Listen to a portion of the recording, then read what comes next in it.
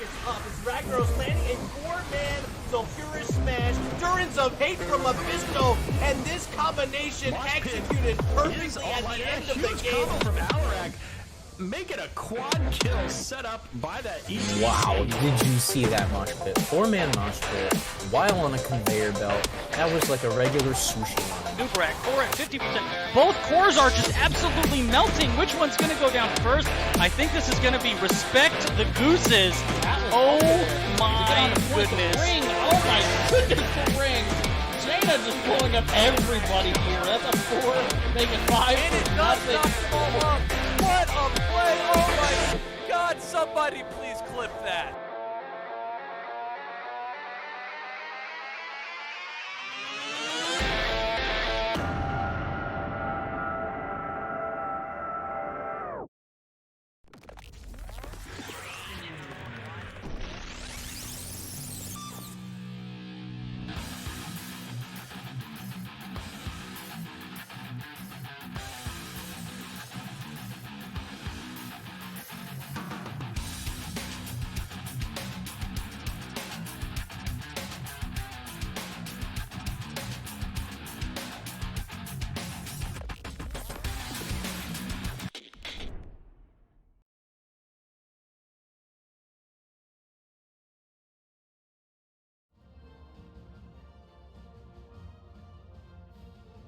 Hello everybody and welcome back to the Nexus Gaming Series.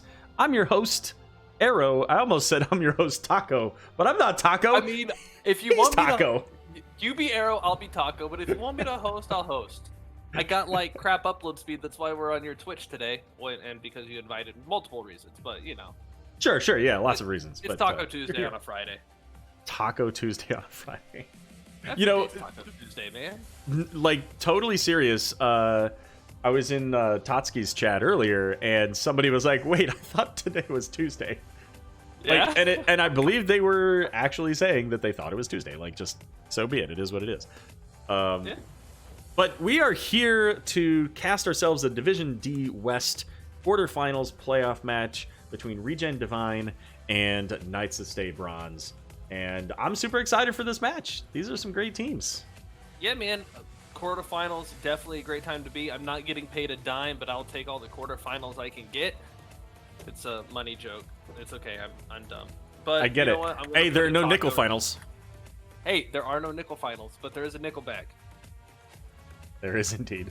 But we're not going to play any of their music here because we don't want to get hit by Twitch. But real quick here, let's take a quick look at the... By Twitch, how about a soul? Anyway. All right, fair enough. I mean, I'm only worried about Twitch, but... Okay. All right, let's take a look at the... I'm going to cover the standings first here, and then we'll go into the bracket. So, ReGen Divine, in the last week, it was absolutely just a nuts series to watch. Last week, between ReGen Divine and Clouded Minds, ReGen Divine managed to take a 2-1 victory, securing themselves second place in the division. And then that allowed them to play against the other teams that were tied, between Nerf the Smurfs and Knights that Stay Bronze. Well, they're playing Knights that Stay Bronze here, the number 7 team. This is a very competitive division. You see the top 4 teams there, 26 to 24 points, very close. And I do know some of the results from earlier, but we'll show those on the bracket. And I know, Taco, you've got this that I just sent you here. You can see Can't Connect Stuns there. They took a 2-1 over Lightly Salted. Clouded Minds 2-1 over Nerf the Smurfs. So whoever wins here today, playing against Clouded Minds, and let me tell you, if that's half as good of a set as the games were last week, that's going to be a fantastic semifinals. Yeah, and so ReGen Divine definitely coming in here with a seed advantage. You would think that would translate to, in theory, a skill advantage because they're in the, they've played each other all season. But what I've noticed about playoffs this season is that almost every division is just so close together. The records are the seeding's basically determined by the head-to-heads, or really close to it, right? Like that might be some hyperbole in there. But, in many cases, for sure, yeah. And so there's really the seeds don't really mean a whole lot other than who you're gonna play. It's every match could be an upset because all these teams are so close together, which I think is a credit to matchmaking at the beginning of the season, even though I didn't like where my team got placed. But, other than that, I think it's created a really competitive environment. Sure. Well, we're going to go over the maps here just real quick, the bans, and then we're going to get right into this draft because the teams are already ready to go here halfway through the draft. They ain't got time for this cast and stuff. Exactly. So our bans here from ReGen Divine, we had the bans on Tabraxis Holdout and Hanamura Temple. They don't want those 2-lane maps at all. Knights that Stay Bronze, they banned out the Cursed Hollow and Volskaya Foundry.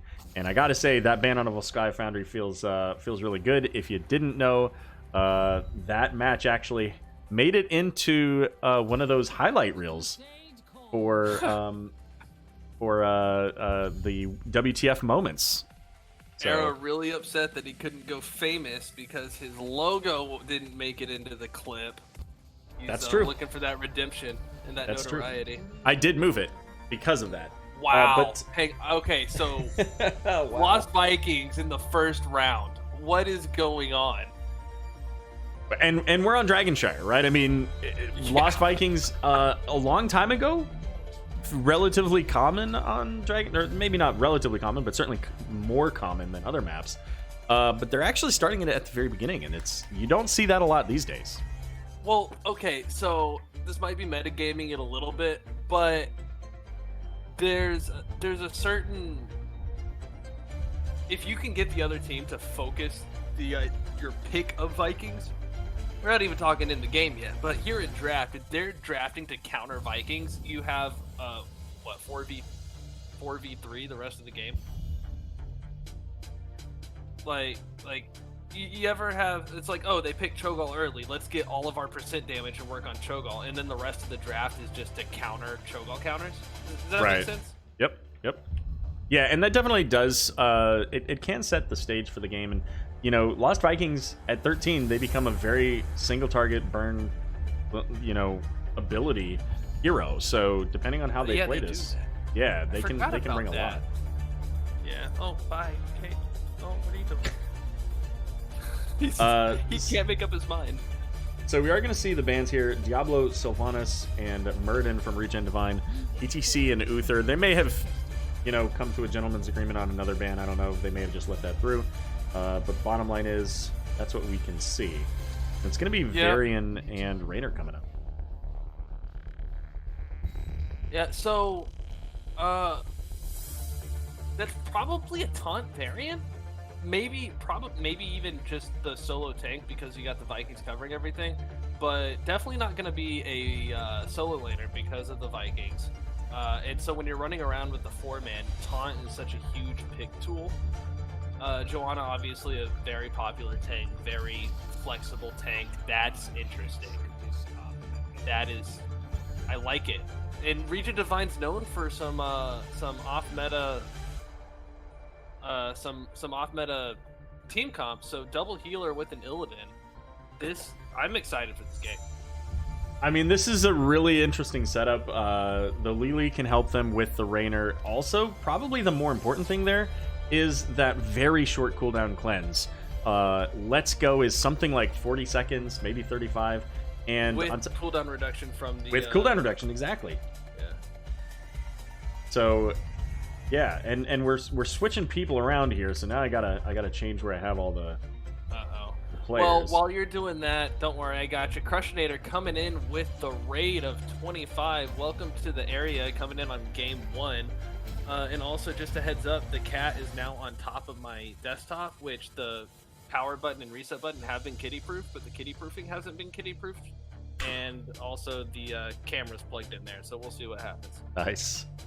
Welcome, everybody, from Crushinator. We are just getting started. It's the first game of this best of 3 between ReGen Divine and Knights that Stay Bronze, going into Dragonshire. And I'm going to get this poll posted. Who do you think is going to win game number 1? Do you think it's going to be ReGen Divine, or do you think it's going to be Knights that Stay Bronze? I mean, what do you think, Taco? Who has the advantage with this draft? Can I write in? Yeah, absolutely. I think the cat's going to turn off my computer. Okay. No, so as far as team comps go, TLV definitely really strong here, and there's a really strong 4-man walking around the map.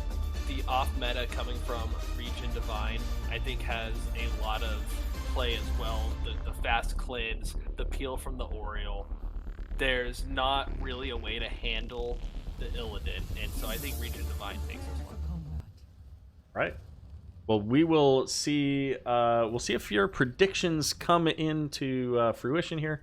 And why don't we go ahead and get our teams introduced? Taco, take it away. Whichever team you want to start with.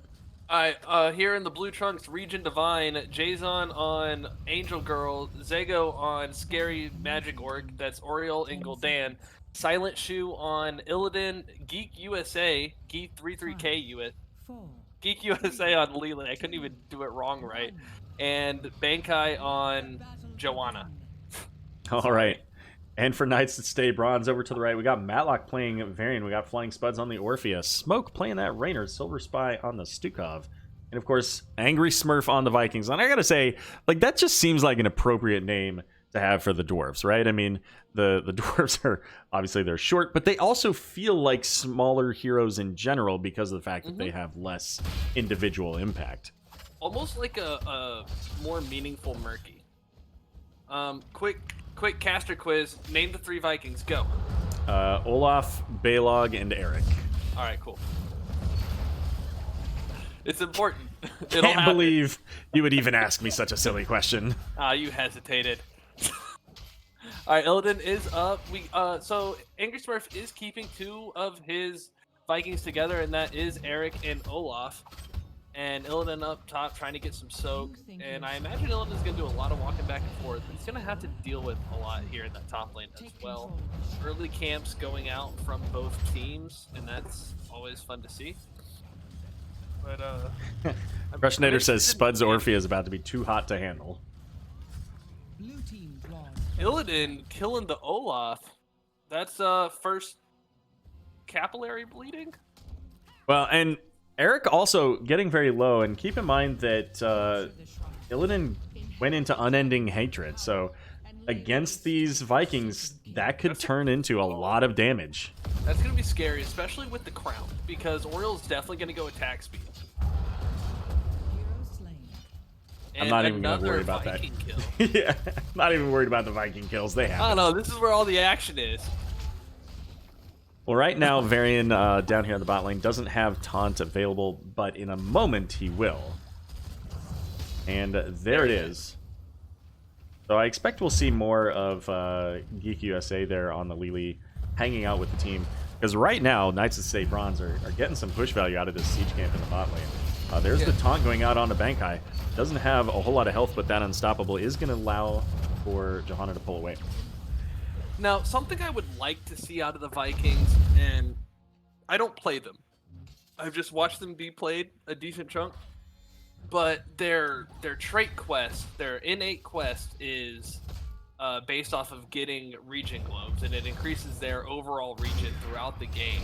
And so to see 2 of them grouped together when you could have one of them in the 4-man being a little bit of extra damage, getting all those globes, that's half again the globes that you could be getting. And so I'm interested in the player mindset and process that goes into that.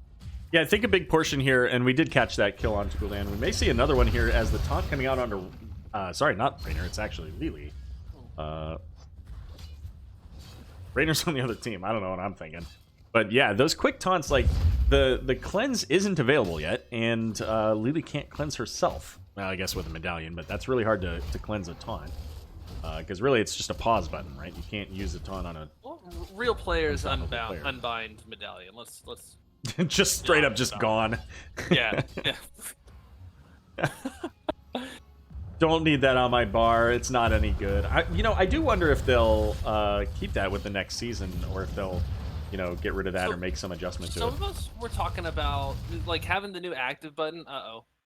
So while that's going on, we got to pause. Gul'dan has DC'd. We've been talking a little bit about things that we'd like to see. I think a 10% heal or something like that on a similar button, or other things to do would be an interesting little alternatives. Yeah, I think that becomes maybe a little bit similar to what it is, right? I mean, they've done these anomalies with the XP globes, with the forts. I think they're trying to force it, Yeah, I mean, having something that would be very similar, like another activatable, I don't think they'll go into that direction. Like, they may keep the medallion or not, but I don't think that they'll make that kind of adjustment at this point. I think that they're going to be looking, if they have something up for this next round, I think that they'll do something unique. I have no idea what that would be, but yeah. What I would like to see is if we want to do these things, like, hey, we're gonna do these anomalies. It's gonna happen. Why not do things that help reinforce good gameplay, like, you know, reduce camp timers by like 25%. Let's not get ridiculous. Let's not go 50, but like 25%, or you know, increased XP when you're by yourself, so to promote soaking, something like that. And again, these are anomalies; they're not going to stay forever, but something that again promotes good gameplay. Yeah, certainly could be something like that. You know, affecting the camps and what have you could be of great value. But we are going to get back into the game here as Gul'dan back in the game, and again, level 7's now here for Knights of State Bronze. They'll be up in just a moment for ReGen Divine. But a lot of pressure. Getting those kills early allow them to get this this bruiser camp in the bot lane. Yeah, definitely get some good push over there. But Silent Shoe up here up top doing a lot of good push. He's keeping the minion waves on the Viking side. He's getting some damage onto the towers. He's getting pushed through. He's getting that early lane advantage, which is gonna translate into Dragon Knight pretty well. But that does leave him gankable. But then again, it's Illidan. But we got some siege camp action. Looks like. It looks like Varian trying to come in and find a target. The main target, of course, up in his face is the Johanna. But they do have a double support here. And there's the taunt on Johanna, the unstoppably used, but silence coming down is going to prevent any further. But Orphea getting that Dread Eruption, gets that kill. So a double kill here for Knights of State Bronze.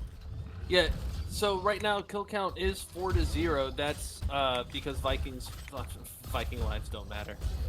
So overall, getting that early advantage definitely going to play into their favor, because I see a late Illidan's building for late game, right? He's going for the unending hatred, getting his extra his sweeping strike charge. So I'm predicting a Blaze of Azeroth, which is just scary.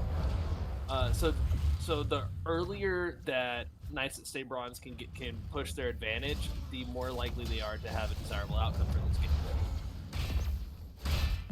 Is that a John Madden moment? Yes, I think so. Big silence going out onto Johanna. And, I mean, the taunt silence combo is brutal, and it doesn't matter who.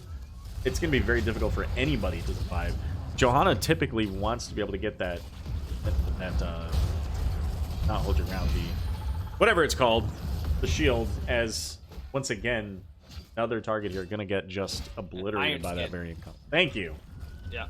I think I would know. Important to note, though, we do have heroics coming out from Knights that Stay Bronze, a 2-level lead over ReGen Divine. Probably looking to get this dragon set up. Yeah, and keep in mind they do have the Vikings, so they can switch and pick up the temples pretty easily. They can send one of those Vikings into the Dragon Knight. Illidan very close there. Yeah, that's not a heal though, buddy. That just means you can move freely.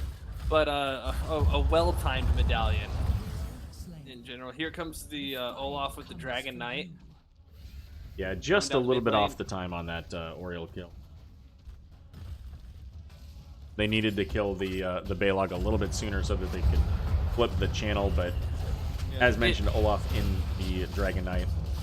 The Shrine does go to neutral faster than the Dragon channels, but only barely. I believe I have that in the right direction. No, it's the other direction. I think it's the other direction. I think the channel is slightly faster than the neutral. Yeah, if both of them start at the exact same time, then yes, the channel's very slightly better than the point. Let me name both situations, so I have to be right. I'll also be wrong, but I'll also be right. All right, so we've got ReGen Divine now picking up their level 10s as well. It is going to be the hunt for Illidan, so he'll be able to get around the map quickly.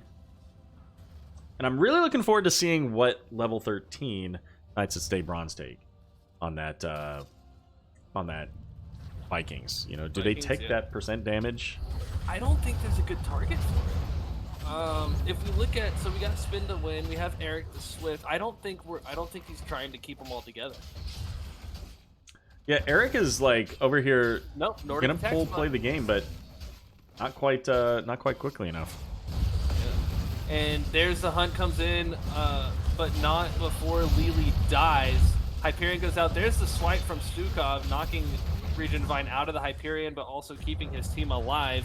That is the healer's job. Illidan goes down. Gul'dan looking rough, throws out the corruption, gets jumped on by Varian, and Joanna blind taunt, getting crystallized in time for her shield. She's gonna walk out, It won't be long. not quite before the clean, shrines but are ready brushing the for dust taking. off.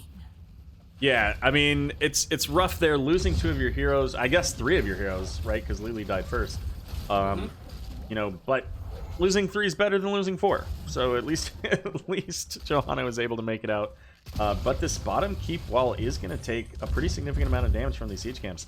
And you know, you mentioned about not having an answer to the Illidan. I mean, I guess their answer is you don't have an answer really to our combo, right? The cleanse, the Crystal Aegis, both of those can help, but they haven't been super effective. Yeah, that's the strength of that taunt pick comp for sure. Yeah, and we Bane see kinda it walked there. out, no healing or little healing available to him, thanks to the Varian, and everybody just walks away. Sorry, I cut you off. What were you saying? No, I was just gonna say, you know, we see it right there. I mean, Varian with Johanna walking in. Now, granted, as you said, there was nobody nearby to really provide that healing benefit. But I mean, Johanna went down 75% of her health in the time of a taunt. Yeah, and so Gul'dan's just, wow, what an Oriole catch. And then there's the buckets coming from Lily. Not going to be enough. Gul'dan goes down. Hyperion comes out again. Flailing swipe knocks them out. They still get the Illidan kill. Hyperion covering the rest of the team. Joanna going low. There's the trinket. There's the taunt. No shield available. Oriole gonna follow. Orphea dancing in, but Raynor shooting for the kill just ahead. And Lily, the best bruiser in the game, gotta figure out what to do to defend against this dragon. Yeah, and you know what? ReGen Divine is right now down 4 levels. The Vikings doing a ton of work in this, keeping that XP up for Knights of Stay Bronze. And they've got the first keep of the game down 14 kills to 1. And Olaf saying, I don't think we can end here. They're all back up, but we can get some more keep value out of this. I mean, this is the Vikings play, right? Is go for the keep. Oh, absolutely, because you don't care about Olaf. The fort's still up. Yeah. Which just makes that fort that much easier to pull. But Olaf sacrificing himself, Illidan finishing his unending hate, and we see another bush party getting ready. And who's gonna die? I was going to say, Basically, I don't think they're what they're going to go asking. into that bush again, right? I don't. Oh, Murda, I don't think it was. I think Lily was taken specifically because of the level 7 cleanse that she brings. Try to help counter the taunt combo. and I think an overall extra survivability, like the off heals, just speculating, right? Yeah, I mean, the off heals, but also the blinds for Raynor. Even Orphea, really. Yeah, sweeping strikes gets picked up for Illidan, so both of his quests are done. So his level 16 will be scary. And Bruiser Camp is also capped, but here comes Knights that Say Bronze onto the Death Bridge. I mean, yeah, Death Bridge is about the best thing we can call it. Yeah, they were chasing down that Illidan. He did get 2 out of 3 Vikings with his assault there up above, but he was able to get away. Yeah. My beloved is And they but- did end up taking that percent damage, by the way. control the They did, yeah. Nordic Attack Squad at 13. Surprising to me, but I mean, it's also a really tantalizing talent for the Lost Vikings. I want to compliment the Knights that Say Bronze here on their patience, their discipline right there, because they had several opportunities to force fights. They're 3 levels up and be easy. They make a mistake. They're on the back foot. That's a lot of catch-up time for ReGen Divine. Control So both just waiting for the shrines, objective, and the waiting for their Dragon camp Knight's timers, power getting their is falling yours. back, getting their camps, and just not overstepping the midline without a reason. And they've got tons of vision. They know exactly where everybody on ReGen Divine is located at this point. So they can safely rotate into this bottom shrine and get themselves a third Dragon Knight of this game. Yeah. I believe they've gotten all of them. I think this is the third Dragon Knight available. And I think we see a core call now. It certainly is looking that way. ReGen Divine doesn't quite have their level 16s yet. They do Although have, it of is- course, the minion waves coming in. It is a Viking driving the dragon, so he may just be going for this keep. I mean, I think they at least do what they can to get into this core. Yeah, and that's what getting they're that looking core for here. damage out. Yeah, Viking is, or the dragon's going down kind of quick. It is 13 and a half minutes in. Well, there's a hunt, not interrupted, but stopped by the fear after he lands. The crushing jaws is gonna miss. Crystal Aegis on Illidan. He's going in trying to stop the dragon. Dragon is going to finish off the core. No one died in that fight, so that's cool. Smoke 36 health though, very close. You only need one to live. All the rest is a resource. And so game number 1 gonna go over to Knights That Stay Bronze. Yeah, I was wrong, and that's okay. Well, and for what it's worth, so was most of Twitch chat. What was the vote? It was 60% in favor of ReGen Divine. So, Okay. Yeah. So this is the first win for Knights That Stay Bronze over ReGen Divine. They actually they lost both of the games that they played against them in the regular season, and it looked clean. I mean, 2 kills to 14. They did a fantastic job with that taunt combo. Yeah, it was really well executed. That's what you like to see. They could even with the Rainer, with the crushing jaws, even with flailing swipe, you could get a taunt, and if you needed to, you could isolate that taunt target from the rest of the team if you needed to. But the blow up on the taunt was just so strong anyway. Yeah, absolutely. And coupling it with the Stukov as well made it so that anybody they taunted, didn't matter if it was Johanna, literally anybody else, they could make sure that that person would die. Yeah, when you can run a pit comp and take out the tank, that's hard. Well, it looks like I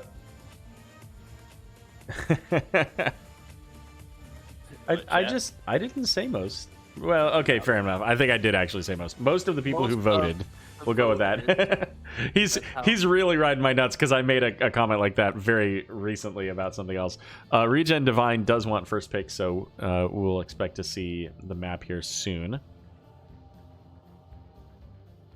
Yeah. But overall, a really strong game. I already left the score screen because I'm bad at this. I'm out of practice. But again, I think that taunt execution was done really well, and I don't think Illidan got the chance to go off because they were behind the entire game, and that your ability to play the map, your ability to keep the other team down is just as important as your team comp. And so Vikings executed really well. The entire rest of the team executed really well. Yeah, for sure. And you know, we mentioned, or you just mentioned right now about the Illidan. It even was difficult for them. You could see how much value there could have been. But that one fight over that bottom bruiser lane where Illidan came in, Lili was already dead by the time his hunt got him there. Did a ton of work. I mean, there's a lot of damage that went in onto the back line of Knights That Stay Bronze, but they were already a couple of levels behind at that point, and he just couldn't finish the job. Ended up resulting in 3 kills on that, if I remember correctly. The Lili, the Illidan, and Gul'dan on that. Yeah, I also think it's really impressive, still on the Illidan, sort of, that Illidan wasn't able to perform because, with Knights That Stay Bronze not even having a single blind available to them. Oh crap! There we go. I'm trying to turn you up a little bit here. As long as you only turn me up. There we go. All right, we'll see if that works. Let me know, chat, if Taco's a little bit better here. Yes! Yes! Wait, that's not us, is it? It is. That's us. That is us. After you turned me up, I should have just started yelling. No, that's not what you want to do. All right. Well, let me put this in, and then we'll go to our maps because I'm excited. My first round did not get to do this. They actually banned out this map, and that's unfortunate.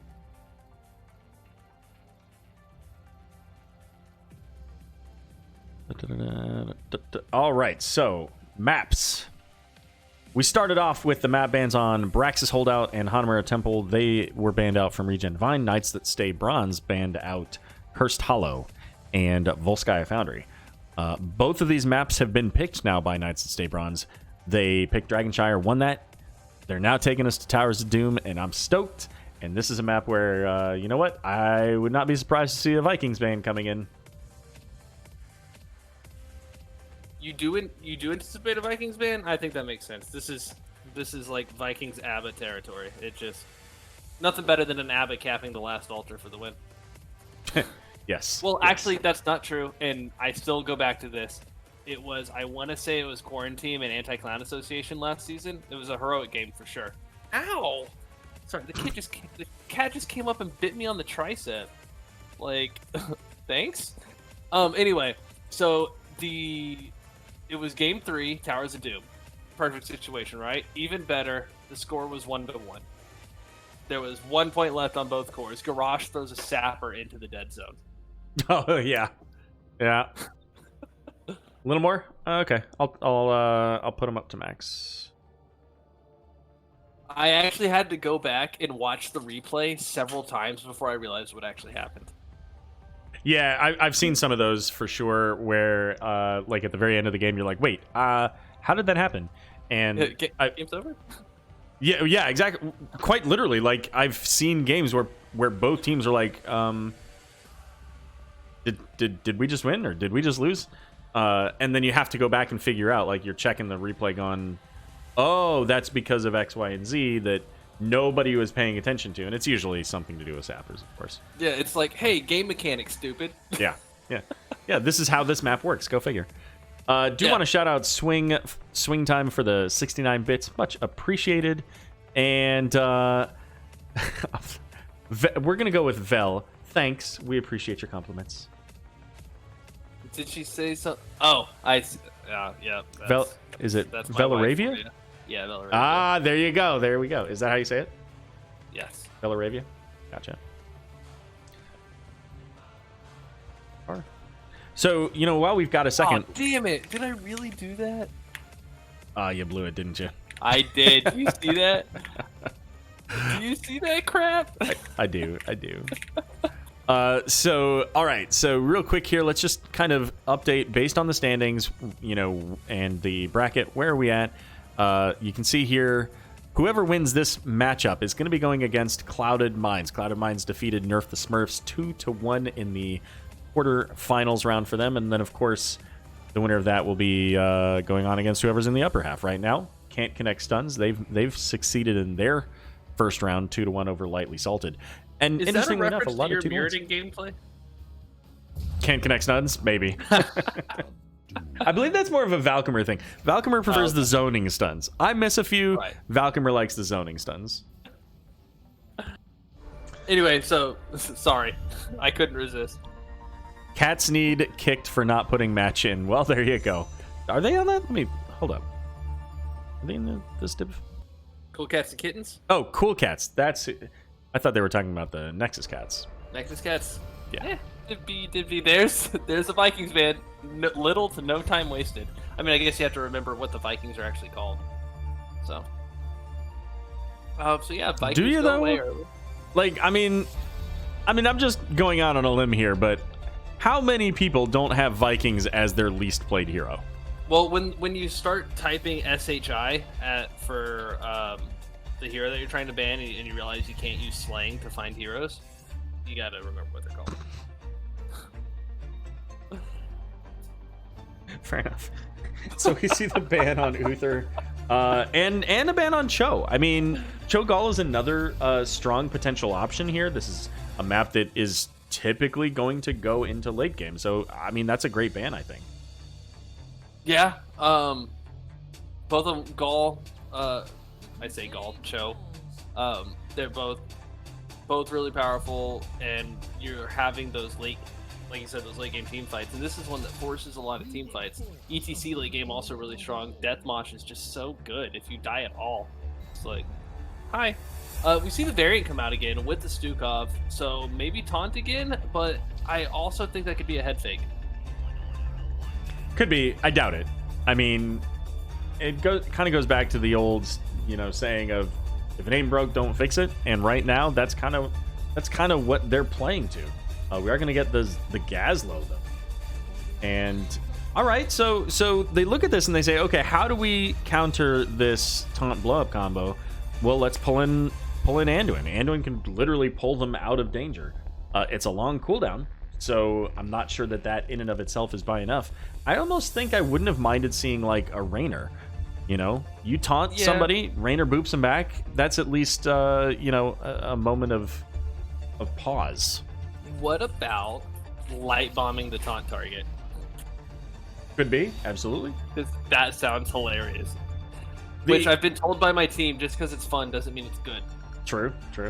The other option here is that they could look at something that would be a very strong pressure for the backline. In the last game, it was Illidan, and he just didn't do really enough. So in this case, maybe they look at something like a Sonya, or another strong hero that, I mean, actually, Samara would probably have been a really good one. Yeah. But the Jaina band, though, she is, I feel like, such an underrated hero. She's so strong. You ever just can't get away? Especially the elemental. I mean, a good ring here, solid, of course, but that elemental is just such a pain in the butt. You either have to kill her, or as Mockery says, you're be dead. Yeah, Li Ming coming into this now is, I mean, this makes this even more difficult for ReGen Divine, because you get that taunt and Li Ming's gonna blow you up. I mean, I think Orphea did a lot, but if Gazlo keeps his turrets forward for team stuff, that's going to be later on, because Gazlo's a solo. If you stay behind the turrets, I guess that can help with that, but I mean, that's speculation now, right? I mean, I don't play Gazlo, I don't play TLV, or not TLV. I give up. Well, we get Falstad. Thanks for having me. It's been a while. We get Falstad, we get Chromie. So Chromie's going to be pretty far back, so she's not likely to be picked very easily here. But I got to tell you, I mean, that's scary. That's scary. You got daddy issues. You got a really ugly, thick arm that's going to beat you in the face. You got the hot chick that's suddenly putting galaxies down your throat. You got Space Goat coast to coast, and then this dude that's just walking around, and then suddenly he's eating your throat out. So,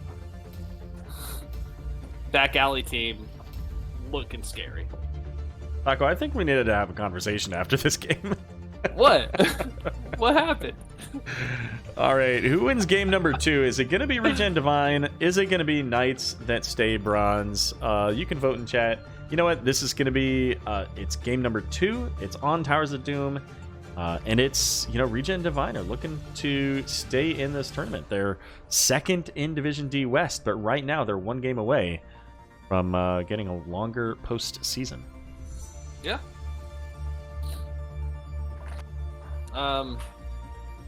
Yes. I agree. So I think what we're seeing right here out of Divine is a little bit about what you mentioned earlier about the, hey, you pick Vikings and here you go. And I'm going to come back to that in a second. Let's get our teams introduced. Why don't you go ahead and start us off?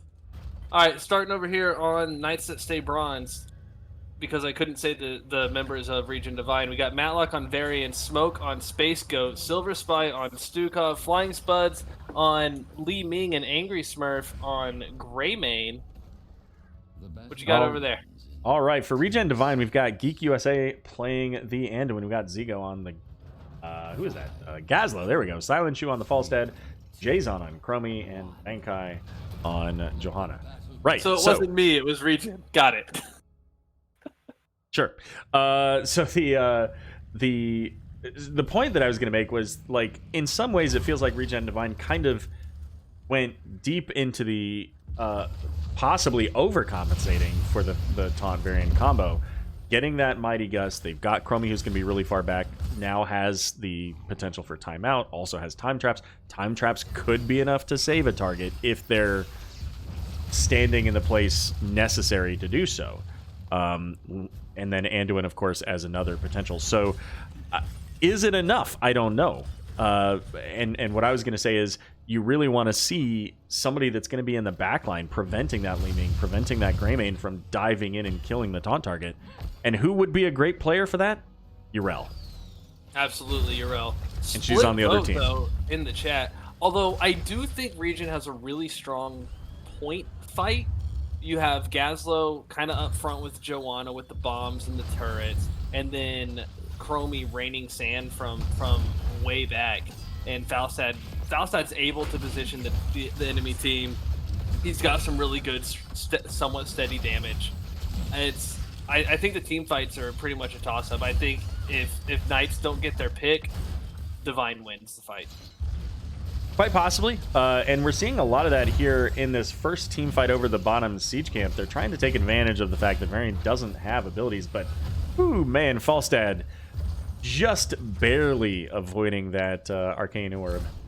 Yeah, and definitely, again, so like I John Madden in the first game, if you get that advantage early, it really pushes into the late game. But it's because of how hard it is to come back. 6.5 out of 10, no comeback mechanic, right? You really see in these competitive games, whoever gets that the first structure basically wins the game most of the time. Yeah, but that plays a little bit differently on Towers of Doom, because the structures can be essentially regenerated. You take them back. Obviously, you don't want to fall behind, but if you do fall behind, you don't necessarily auto-lose the game. Now, Varian coming in does have the taunt, gets the taunt onto Falstad. Camp does get capped, though. He didn't quite make it onto the point. Just barely, yep. Yeah. And thanks to that barrel roll, I mean, Falstad able to survive, so the XP going over to Divine. But they're still a little bit behind here, 4-3 on the XP, because they came in and spent so many resources on that bottom siege camp. Yeah, and you're absolutely right. And that's why this is kind of the equalizer map. No matter what happens, you can pretty much always come back, and we've seen that happen here in NGS this season. But any advantage you can get, definitely something you want to press. Especially when you know that there's a key ability on the enemy team that they don't have yet. Trading top altars as would be expected, no point really in talking about it except to mention it, and we go to our fight down here. I'm a little bit surprised that that Falstad wasn't the one to pick up the top lane, and Gazlo came down to help with this fight early. We did see two heroes kind of hang out in the lane, but I mean, they have a global, make use of it. It is on cooldown, but that's 15 seconds ago that it happened, so I think it happened about the time that it got capped. Fair enough. A lot of poking going on here. Of course, Chromie on one side, Li Ming on the other. So, I mean, neither team's going to pick this up until they, like, press an advantage. And bringing Gazlo down is what they're trying to do with that. The taunt combo ultimately not getting the value they wanted, as the Leap of Faith coming in is going to keep Gazlo alive, but he doesn't have a lot of health. So he's going to pull back, and Yrel's going to keep pushing that XP advantage. Yeah, and there's a big wave top thanks to that effort from Yrel, going to get some structure damage up there. Not quite onto the fort yet, but getting that wall damage out. Looks like Nice to Stay Bronze are getting a good push out on this altar. They're probably going to take the altar from what it looks like. Yrel coming down to help. Falstad and Gazlo up to clear. So I think that's the give call. Yeah, and it was pretty clear that was going to be the case a little while ago. Once they recognized that Yrel was really pushing top hard and pulling those two heroes back, trying to catch him up, right? They were a fair bit of XP behind. Now they're only about a half a level behind, with level 7s coming up for both teams, and both of them working on these siege camps now.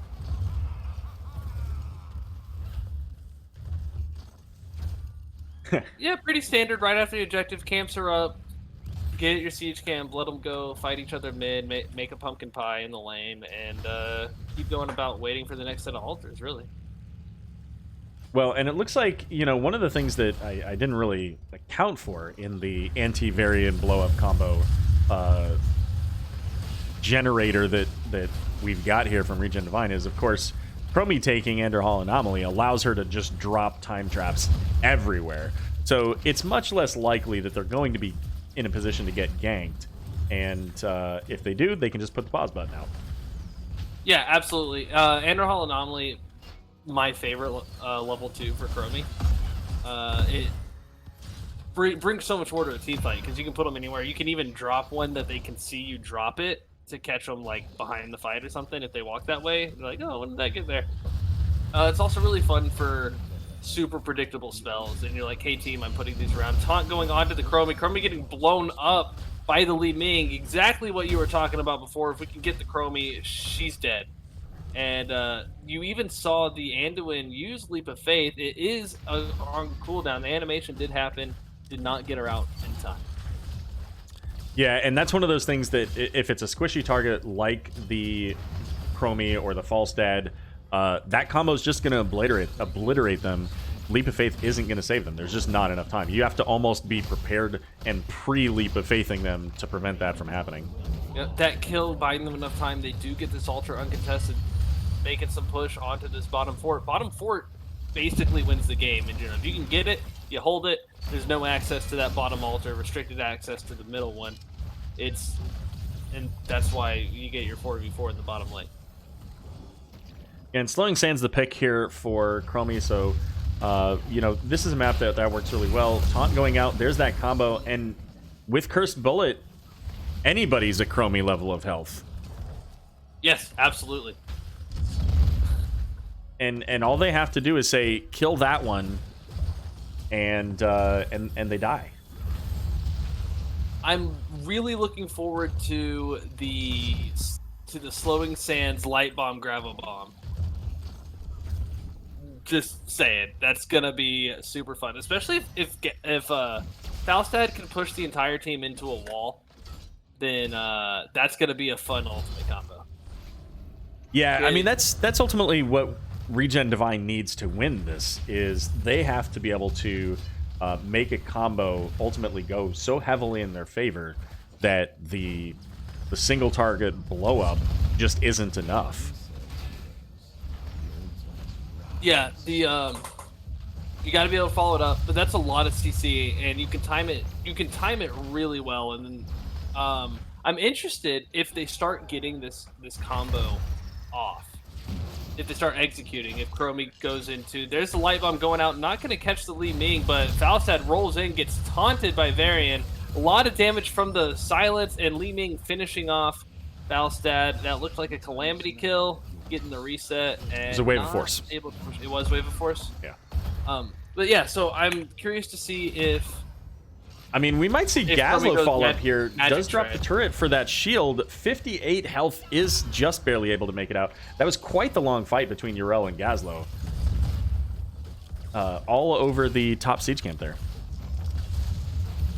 And so, yeah, Gazlo barely making it out, has to siege the camp to Yrel.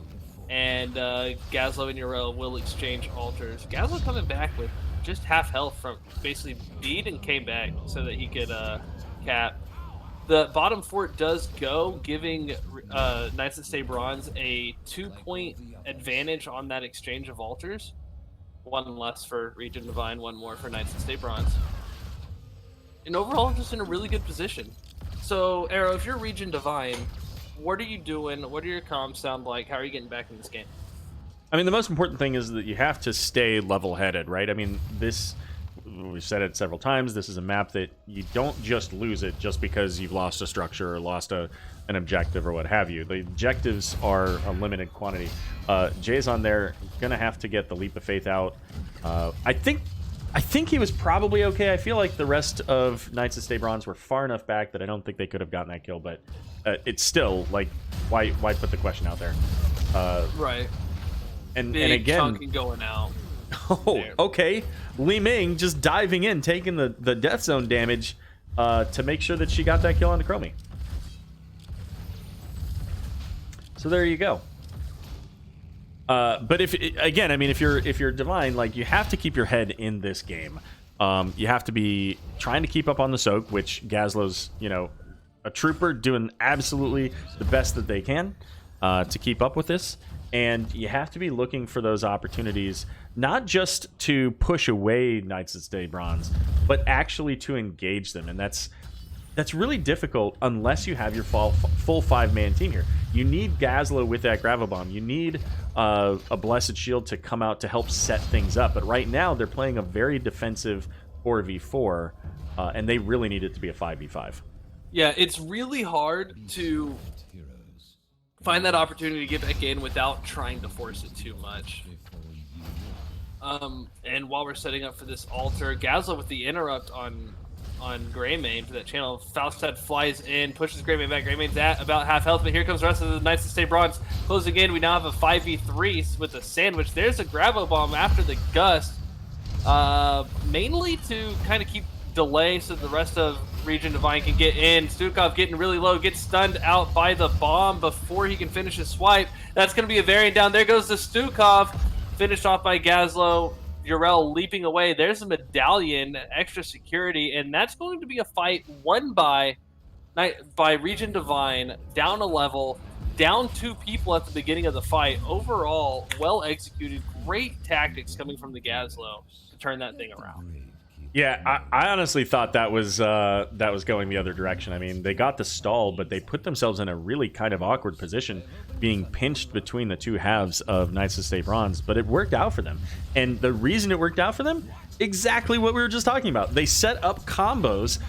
They weren't optimal combos, but they were staggered just enough to make sure that they could get those kills. And they secured the kills on the heroes that they needed to in order to make sure that they won that fight. Yep. Now, Arrow, I'm going to keep you honest real quick. Got a couple people redeeming channel points in the Twitch chat. Murda, chat, you are all beautiful humans. 7th Ace coming back with the love. No, you. So, definitely everybody here in high spirits coming into the playoffs. Hopefully these teams are also in high spirits. There's an emergency Gust, but also an emergency Light Bomb. So, that combo is going to be down. Knights of Stay Bronze trying to stay into it because both teams are on the wrong sides, but Knights of Stay Bronze following it up. There goes the taunt onto Geek USA. Joanna. Thank you. So what? Go ahead. Chromie's gonna get into this timeout. There we go. But it turns out that's a real easy kill when you got 5 people surrounding. And this is a triple ult phase. This is the worst time to have any deaths, let alone having 3 deaths. They'll be up in 15 seconds, about the same time as the heroes. So I think that this is at least 2, probably even, 3 for Knights of Stay Bronze. I was trying to say Jonah. Gazlo gonna get caught by the combo. Yeah, that's. And on top of the taunt and the massive damage and the silence, it turns out Stukov can also root you, so that you just have to sit there for a little bit longer. So that that one, it's very frustrating to be in that position. You feel like you need. Oh no, Silent Shoe, the barrel roll does get the taunt, and Li Ming. I love those crazy charge animations. Falstad going down to it. He must have gotten dizzy trying to follow Varian around on that. Good pick on Falstad. Again, that's what we were talking about before. Varian, if you get the taunt pick, that's the fight. And Donuts coming in with the raid. Yeah, welcome everybody. Thanks for joining us here. We are in game number 2 here of this best of 3 between ReGen Divine and Knights of Stay Bronze. Score of 11-30 after that triple altar phase. And Li Ming over here doesn't even care. Like, she's like, Varian, I know is way back there, but I don't care. There's a tower here. It doesn't matter. Now, Varian did go into...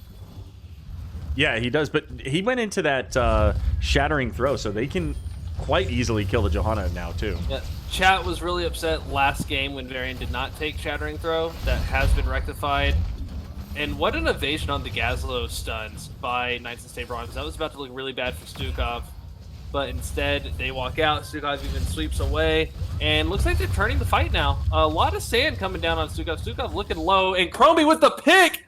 that's going to turn this into a 5v4. Look for ReGen to try to close the gap, or just give Chromie more opportunities to make it rain. And Stukov will not be up in time for these altars. That was an absolutely perfectly placed sandblast. She had to go through several individual heroes. There were siege minions there, and sandblast to the face. I mean, that was absolutely fantastic there from. Do you think Jason was a place kicker in some past life? I mean, could have been. Because right through them upright, straight into Stukov. What a kill! That was beautiful. And probably about the best thing that came out of that was the fact that they were not only able to get the kill, but they also were able to kill off 2 out of 3 of those sappers. Without that kill, all 3 of those sappers likely get through. But getting that kill, forcing Knights of Stay Bronze to pull back, gave them that opportunity to get that kill, keep those sappers from causing additional damage. Yeah, sappers are so, it's like, oh, it's just 3 points or it's just 1 point, but they add up. They really add up.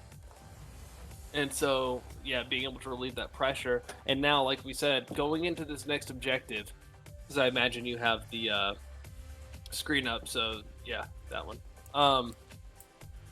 The ReGen Divine's trying to push their advantage. Stukov has 34 seconds left to spawn. Altars activate in 16 seconds. ReGen Divine is in a great place to set up for both of these altars, and then maybe even push bottom fort, if that's the order that they go for it in. But again, you have that artillery from Chromie, whereas you have the kind of really diving style from Varian, Greymane, even Calamity, Li Ming, Jarell jumping in. So they can't get too spread out over both of these altars, but I think they can adjust. They can wait to see where Knights goes, or if they just fall back to see, so they can get one for free and then pick off and fight over the other one. Now, let's talk about the other side of this, because as we saw earlier, the team that was at a disadvantage was able to pick up the points. If somehow Knights of Stay Bronze is able to get a pick or 2, ultimately forcing ReGen Divine to pull back, they have the potential to get maybe 10 points out of this. That Absolutely. Bottom keep is very low, and if they can get a couple picks, it's double altars boss wins the game. Yeah, they do have taunt and bullet up, and I mean it's Li Ming, so the right target, any target really, they can take. So smoke is going in for that top altar. I kind of want to see Chromie just go cap bot real quick, but looks like instead they're gonna push out. And the Stay Bronze is protect coming out of Varian. Falstad putting a lot of heat onto Varian as Gazlo disconnects again. That is quite unfortunate. Yeah. Zego my ego, trying to get the hamster back in the wheel.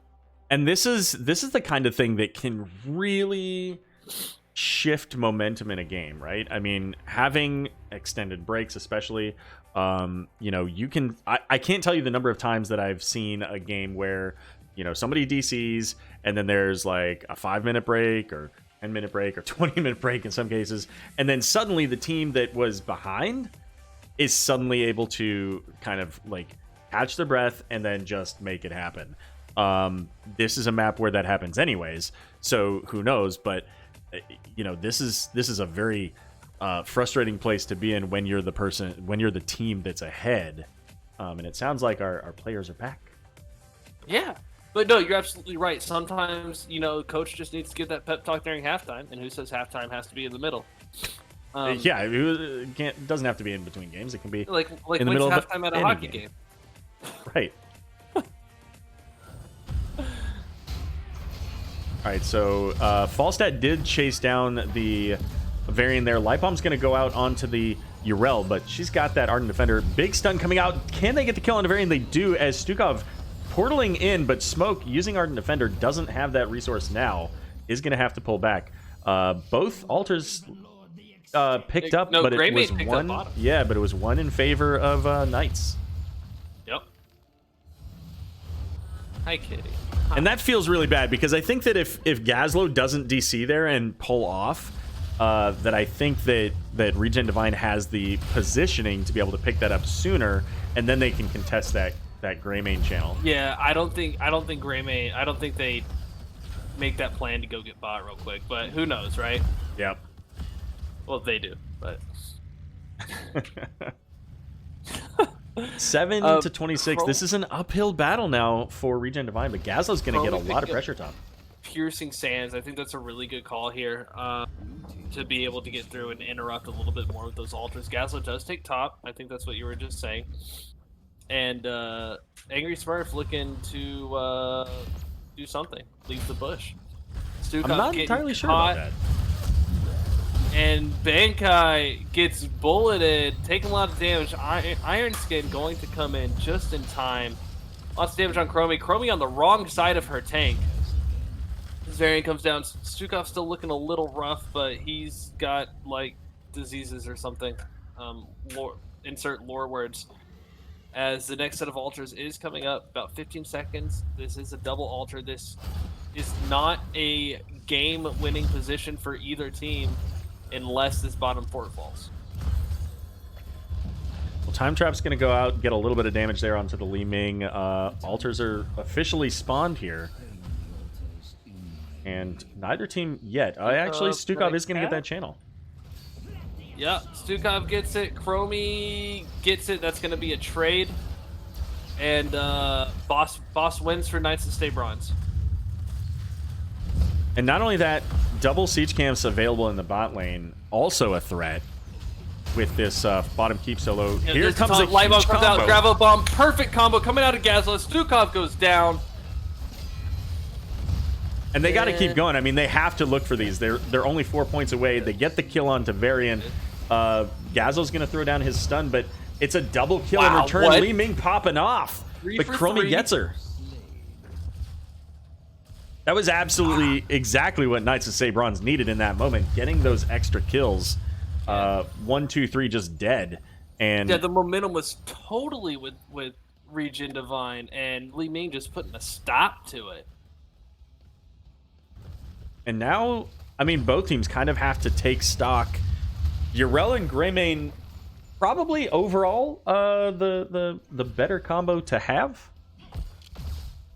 But they're heading up into the top lane to get that fort back, but they're going to end up losing bot. Is this super important going into this next altar phase?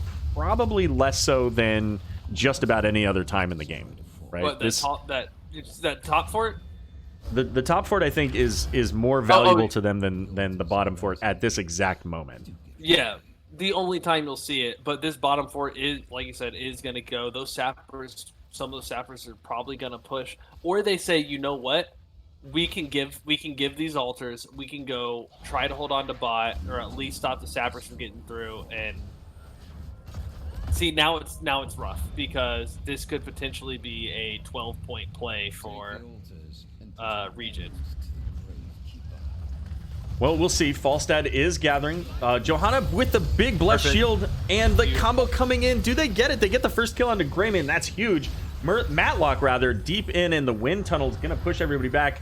Gazlo going to get the channel for 5 more points. I did not like the gust until I realized it was a wind tunnel. I was like, that is the wrong direction. Going for the boss to bring it down to 4 to 5. This makes it a 1 altar game, potentially, depending on which way it goes, and obviously the layout of the stuff. There's the gravel bomb again, pulling in the Varian, and lots of slows onto the slowing sand. There's the unstoppable coming out of Yrel. Gazlo going to fall, however, but the rest of Knights of Sabron is looking low. I think both teams should just fall back and not risk any more casualties. Yeah, that a little bit different placement on that gravel bomb there, and that turns into a very different fight. But I think it might have been just a blind Gravo, knowing that the general team was nearby. Did get the pull onto Varian, but they just couldn't convert it, and that explains they why it pulled was them up back in. And I didn't realize that miniature black hole gave a lot of cooldown reduction, so that would explain why he was able to use it against. Oh yeah, it's absolutely insane. I have got to learn this new Gazlo, but he's a goblin, so Yeah, but you like the Horde, so like whatever. I like the Horde. I don't like goblins. Like, although I learned yesterday that Rexar is half ogre. That was news to me. Yeah. All right, so here it is. Really picking up the fort wasn't required, or keep, I guess, wasn't required for Knights to stay bronze, but it helps to set up this play as a checkmate because now it's very difficult for ReGen Divine to come into this. They have one path. This is an all or nothing. They have to win this. They have to be there. They're not there, and they need to be there. Stukov channeling for the win. Chromie going in to stop it. That's a slow wow, just in time as Leeming and Greymane fall. The punish gets finished as well. Subdue? What's that called? Subdue? Yeah, subdue, yeah. Stukov knocking him back. They get the kill onto Urel as well, and Varian's gonna fall. Stukov's toast. Now, okay, wow. Don't take the... Don't do it, Dazzlo. Dazzlo, what are you... channeling it. Okay, the minions, the enemy minions, the MVP for ReGen Divine right here. Because they yeah. This should be game. They should get this point. Yep, they get their own. Now they channel the altar. That's 5 points for the win. And that should send us to game 3. What a crazy comeback from ReGen Divine. And I admit, I saw Falstad in the mid lane. I'm going, what are you guys doing? What is Gazlo doing? Saying. Charging like, face first. They weren't there, but then they were. And wow, my ulcer. And this is why this is my favorite map, right? I mean, this is the map that you have absolutely crazy plays, and this was a, no holds barred ReGen Divine saying we literally have nothing to lose. If we make this play, we win the game and we go to a game 3. If we don't make this play, we lose. So make the play. And they did. Yeah, absolutely. The equalizer, 6.5 out of 10, no comeback mechanics. But again, it looked like they weren't doing anything. It really did. They're like, you know what? We'll get the next one. It's fine. We'll get the wait. There's no next one. This is it. Hold my beer. Yep. Alrighty, well, we even up our score 1-1 in this best of 3 series. Again, in the regular season, ReGen Divine took the set 2-0. Knights to stay bronze have looked absolutely stellar in both games. The Varian taunt combo has been an absolute showstopper, and I gotta say, to a certain degree, I feel like ReGen Divine kind of lucked out in that one. I mean, they were down to 4 points, and they were down 4 points for a long time. Yeah, they were. Oh my goodness! It looked like such a menacing, looming wall going at that core health. But they made it count when it counted. Is that redundant? Anyway, they did things. They played the video game, and then they won the video game. And I mean, that's kind of what we're all here for. Absolutely. All right, so go ahead.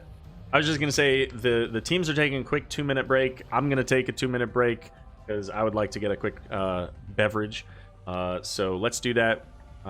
Anything you want to say before we do that, real quick?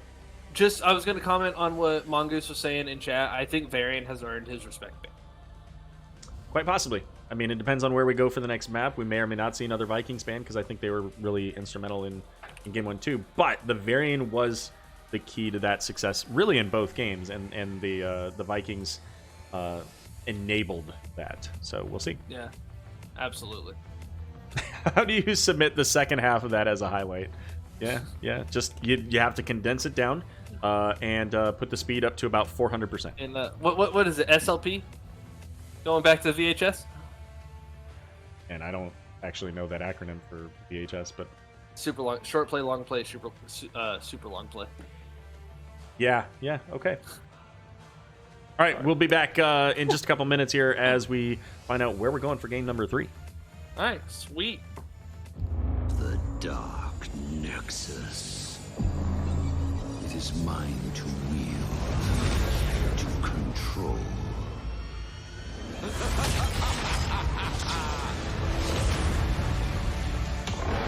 I am the World Breaker. The world heals with my torment. Show me my enemy. Titans, I return. For Adun. From order comes justice. Glory to the firstborn. Go forth and slaughter in my name. The Raven Lord demands it.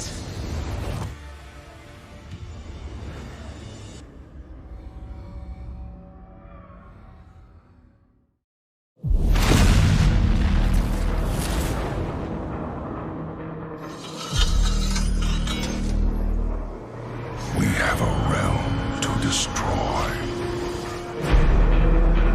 So shall it be.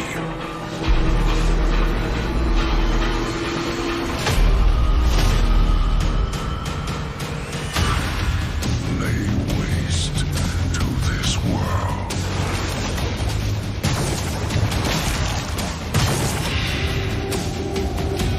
Strength in unity.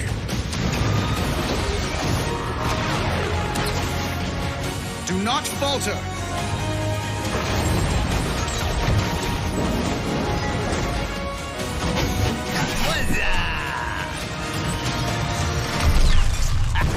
Nice one! Coda's ice.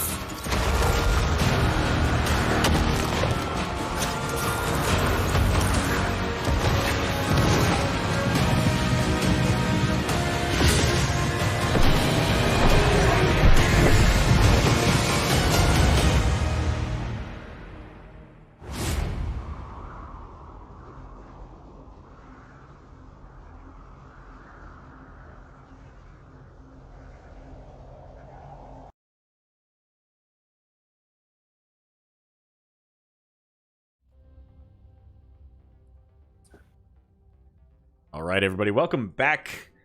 We're in the middle of an absolutely fantastic set between ReGen Divine and Knights that stayed bronze. It's 1-1. I'm Arrow. He's Taco. Hey, sorry. And that's how this match is going. He's Taco. And 5 minutes later, yeah. So there was some chat about like the pause, and we talked about the pause a little bit too. Just letting him know that we're ready. Master is ready. And again, I mean, they didn't really do anything different than what we expected. But I do want to point out the pause in game number 2 was actually intended to be a short pause. It ended up being longer because somebody had to go to the bathroom in addition to the word. Bathroom. Yeah. Secret planning meeting in the war room. So yeah. So I mean, both teams had had some advantage out of that, but in any case, they did pretty much exactly. You asked me, what do they need to do, and they did it immediately after, and then later in the game they polished it up. Right? They had that one team fight where they managed to win unbelievably. I don't know how. But they polished it up. They started to do better as the game went on, and that's how they won that final fight. And I believe the answer that we came up with, just to recap, was put the enemy's core at 0, right? Yeah, pretty close. 0 points wins the game. Yep. So, by the way, I didn't show this, but we are going to Infernal Shrines. Yes. I like Infernal Shrines. It's a really fun map for me. The PvE aspect with the team fight around it, while different because it's 2 objectives on BOE, but this one it brings the group together. You draft more for the objective, kind of, than you initially than you do on most other maps, because it's less straightforward of a push the lanes, win the game, and everything's spread out. Like Towers of Doom is its own thing, but other than Towers of Doom, I find Infernal Shrines to be a fairly unique map in its draft structure. Well, there's the Uther again. I mean, if this isn't a Varian ban, like... TLV. Okay. Yeah, I was gonna say, if it's not a Varian ban, like, I just quit. Right? Like... Oh, but the Joanna steal. I'm sure they anticipated that. Like, they're gonna ban Varian. Let's go ahead and take the Joanna. Joanna's really strong tank. And here with the AoE, the doodads, whatnots, good lockdown in what is pretty much a tight fighting pit, right? It's like a UFC cage in there. And lots of opportunities for wall bangs as well. Stukov going to ReGen Divine for the first time this match. Stukov in all 3 games, Joanna in all 3 games. Varian in all 3 games except at the top for this one. I'm glad to see Orphea coming back. So this is the silences in the tight spaces, Joanna in the tight spaces, Orphea in tight spaces, and Diablo in tight spaces. Really going to be a chaotic objective, basically every single. I hope. Yes. So it'll be interesting to see how the Anduin Johanna mechanics work out here with the light bomb, and then whichever ultimate Johanna goes. I expect to see like a blessed shield combo with the light bomb into Orphea combo, which we kind of talked about in game 1 from a different perspective. Actually, I think that may have even been the case in my earlier set. Now that I think about it, I don't remember, but I joined that one late. I was yeah, I joined that late. So I cannot back you up on that. I can only trust you. Cassadar Sonya, I love it. Yeah, I think that's an absolutely fantastic pickup here, especially on this map. I mean, the Tassadar with those force walls, you've got a lot of essentially doorways that you can shut the door and they can't get out. Then when you've got a Sonya you want to be in your face, Diablo wants to be in your face. This is a really strong Diablo combo. hits the wall, right? Or does Yes. Diablo go through the wall? Okay. Yeah. Well, the enemy hero hits the wall, but yeah. Well, I mean. So we get the Leoric and Raynor, and Raynor is just a really strong hero. In some divisions, like in our division, he had a 70% win rate, and he was the most picked hero. That should tell you a lot about what we can see out of this Raynor. But you know what? I mean, bringing in Leoric win too. every game, right? Yes, exactly. ReGen Divine not letting us down here, bringing in something uncouth, something off the radar, coming in with the Zeratul, Silent Shoe, perfect. The stealth guy is Silent Shoe. Like, what more do you want out of life right now in a game 3? Absolutely. PLV, but notwithstanding. And I recently watched Black Panther for the however manyth time, and Shuri's it definitely wasn't the first.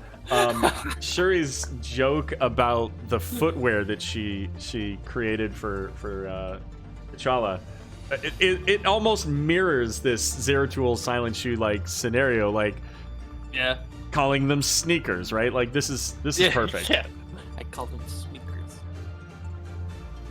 All right, well, it's game number 3. We've got our drafts. Who do you think is going to win? Vote in chat. You've got that available. I mean, I really like the ReGen. I like the ReGen Divine comp far more than any other comp they've had so far.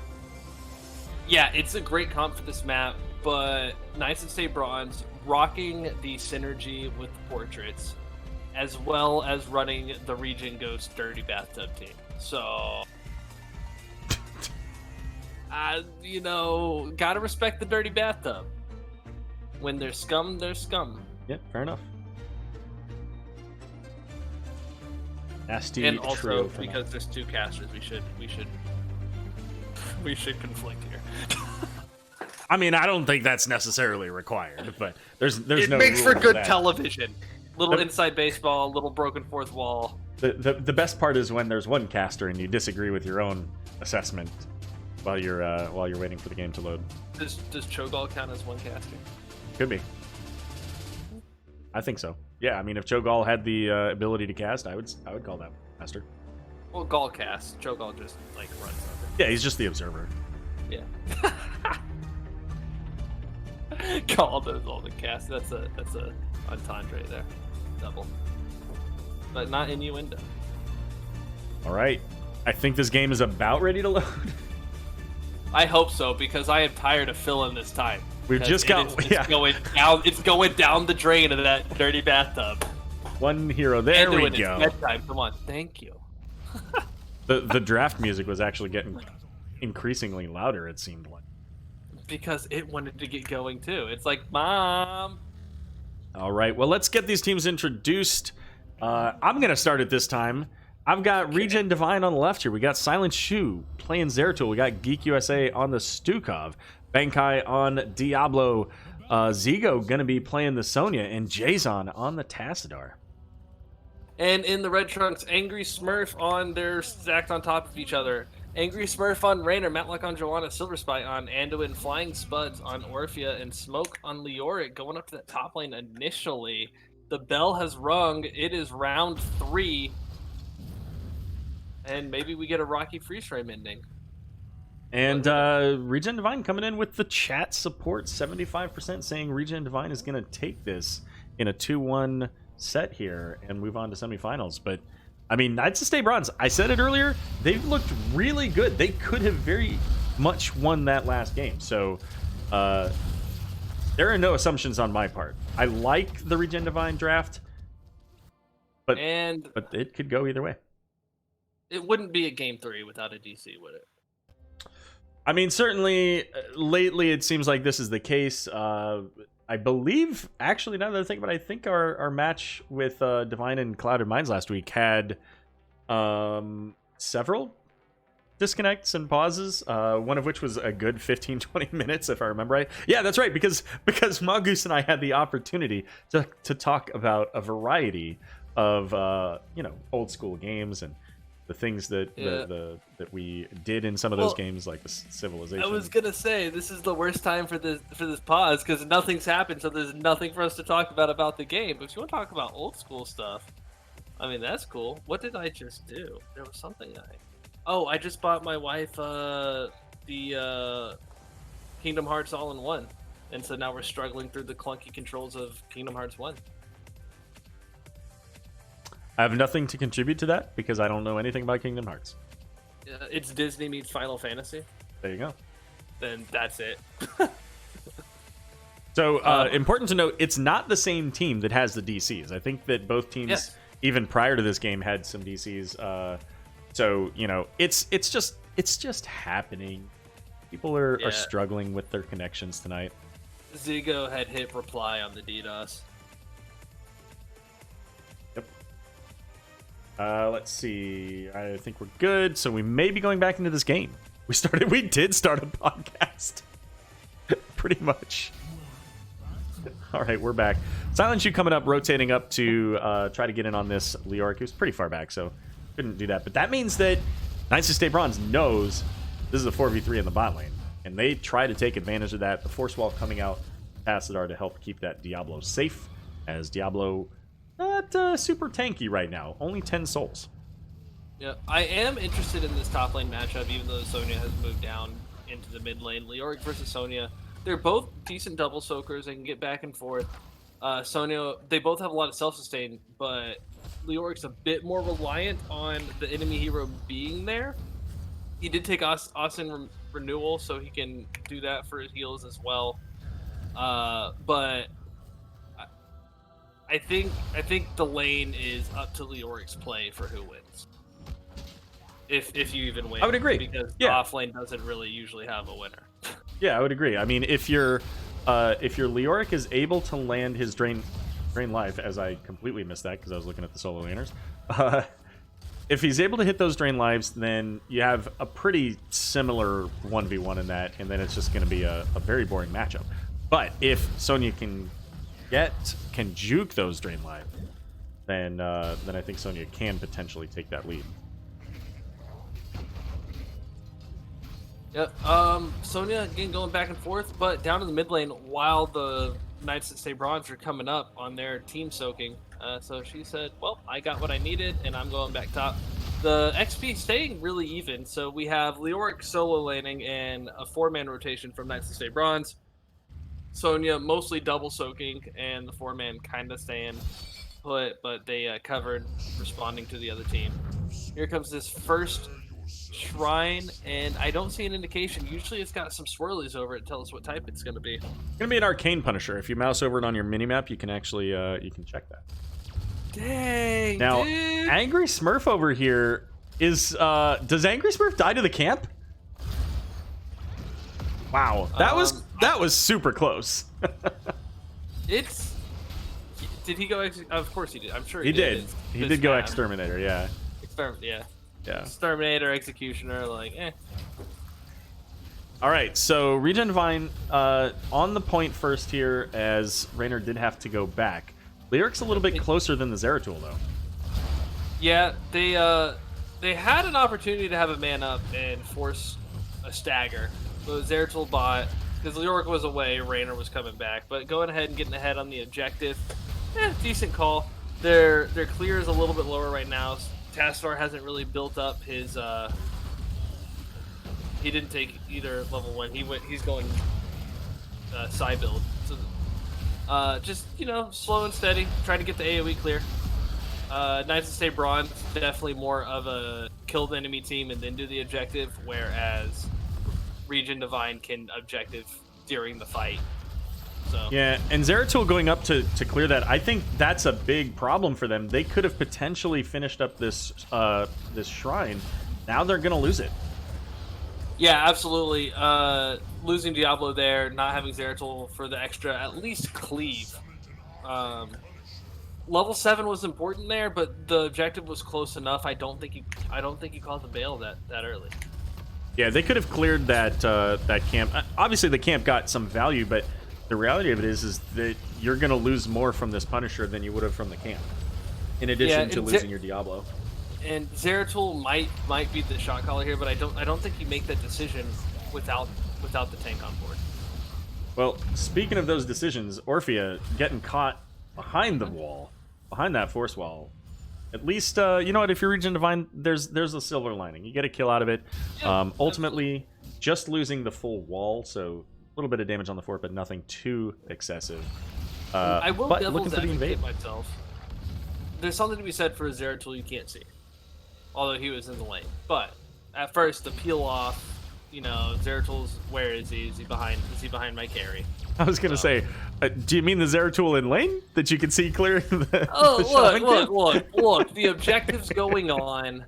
The objective's going on. You're not looking at your mini map. You don't have the camera up high enough to see the top lane. Zeratul's a ghost. Oh man, this is. I was gonna say they stayed way too long. That force wall did put a slowdown, but they stayed too long hoping they could finish that, and they just didn't have the damage. What a beautiful cue! What an escape by Diablo. And here I was thinking, Knights of Stay Bronze is gonna take Diablo and put him in the bank guy, but that escape, absolutely fantastic. Love to see those creative. And this is a 5-on-4. Diablo's going to get in onto the Orphea. Condemn, however, going to pull him back. Big silence there from the Stukov, but Zigo might be in danger here as now everybody from Knights of Stay Bronze facing him down. Yep. ReGen Divine did pick up the camp at the loss of Sonya now. They didn't give up the XP for the camp. They gave up the XP for their down heroics. Just a little bit of trade back and forth for both teams here going on. Kills are even. XP is mostly even. I think it's just a couple sloppy decisions coming out of ReGen Divine early in this third game, but we've seen they can sharpen that up. They can bring it together. So if ReGen Divine wants to extend their season, they just need to have the same type of mindset shift, also known as pause, as they did last game. Knights of Stay Bronze to extend this season. Just keep executing, keep going together. They're playing really well early right now. Yeah, Knights of Stay Bronze did have the 10 advantage, but they weren't really in a position to take advantage of that. The next objective is going to be top lane. It's going to be a Mortar Punisher, and both of the Shaman camps are up. So the rotation coming in from Knights of Stay Bronze coming in aggressively. Big invade, absolutely. ReGen Divine learning their lesson, though, backing out. Gonna go ahead and give the camp. Maybe they don't. There's the leap into the backline. Big Apocalypse coming in as well, and a stun with that black hole. Anduin's just gone. The Eternal Feast, though, getting loads of damage in onto that Diablo. And Zigo in the backline. Well, he did jump back there. He knew what he was getting into. It paid off overall. Right now, 2 for 1. Joanna maybe about to fall. Orphea doing what she can to to disincentivize that threat. Zeratul going down though, and what's this is sketch, dude. Yeah, I mean it started, and then the real challenge here is knowing that opportunity to disengage, because now we've got the shrine active.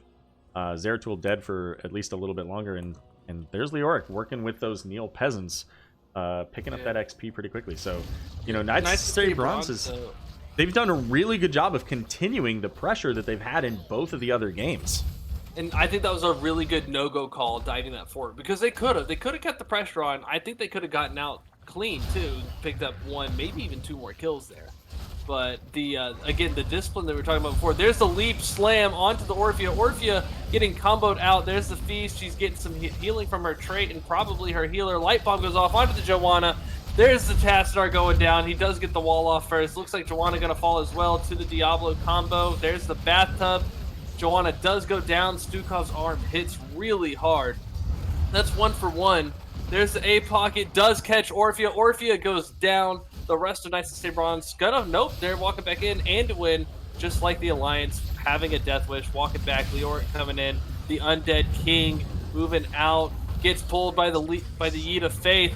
Leoric finishing off the objective, though. That's what that was. It helped if I looked at the counter. Yeah, they only needed really, 4 more.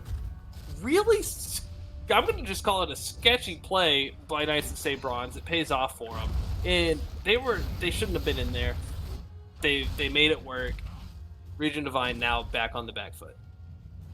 Yeah, that Punisher ultimately going to get cleared up pretty quickly here. So it's not going to get the fort, but 13s are now available here for Knights of Stay Bronze. And they're going to make their way down into mid-fort. They got a full wave. They can burn this down really fast. What a big leap from Sonya. Once again, hits everybody. Eternal Feast coming in with the Light Bomb and the, what's that, Entomb. VP in the back is going to slow things down a little bit, but Hyperion coming over top.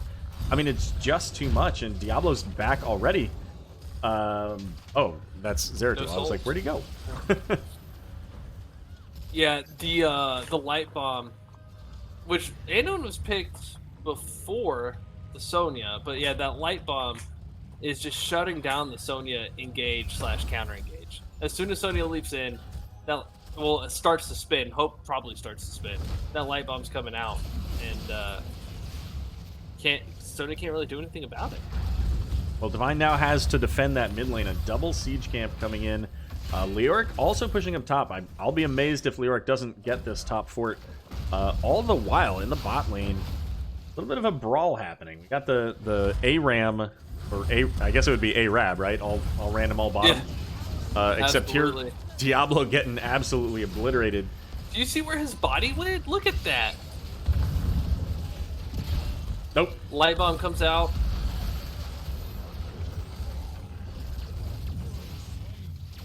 Raynor following up on the Tassadar. Really good discipline there. Not getting distracted by the Sonya.